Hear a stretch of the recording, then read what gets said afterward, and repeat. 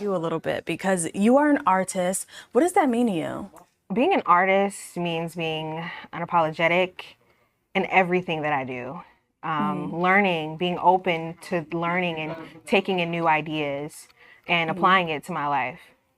Yeah, I think when I talk to so many different people, so many different artists, people who call themselves artists, there's not just one definition, right? There's people who knows how to express their creativity and their talents Right. in so many different ways. And you just happen to do this through maybe a little more of a traditional sense through painting Right. and whatnot. So how did you get started doing this? So I actually got started doing music. So my family is big in music.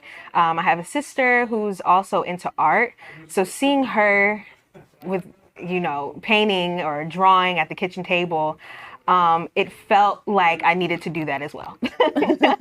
And I wanted to be like Big Sis. So started doing that. I went to school at DIME, Detroit Institution of Musical Education. Shortly after, started my passion with art and continued to go forward with that.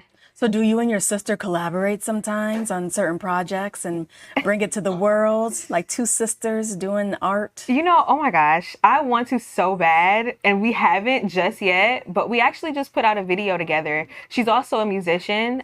She does soundscapes. We were able to use some of her soundscape over my video for promotion for my exhibition coming up. So that was the only collab so far, but I hope to.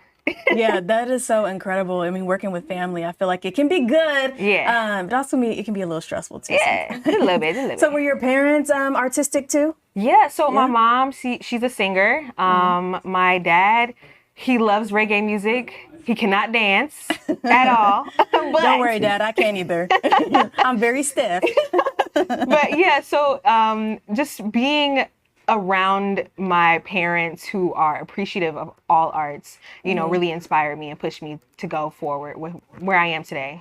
And, speaking of parents, right, you're about to become a parent. Our viewers can't really see the belly, but it is perfectly round. It's so beautiful. And that actually inspired this exhibition you have coming up. Yes, it did. So my exhibition is called Incubation.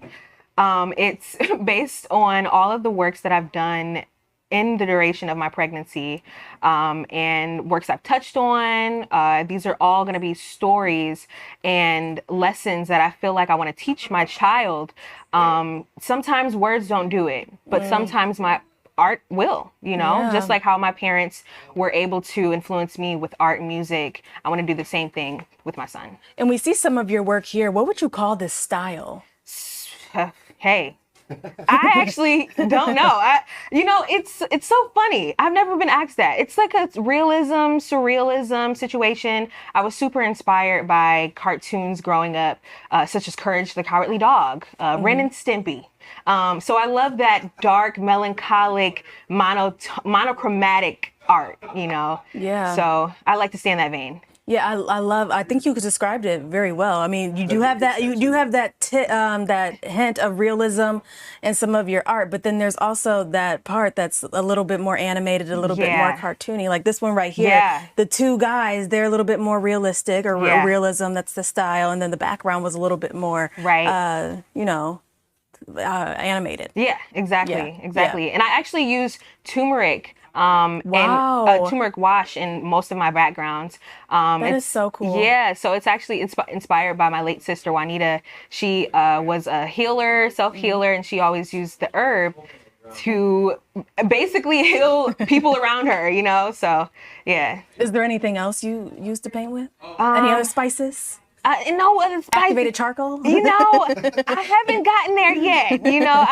I'm sticking with the turmeric for right now. I'm so excited for where it's gonna take me and just playing with it more. Right now I'm usually using like acrylic and oil paints and keeping it cute.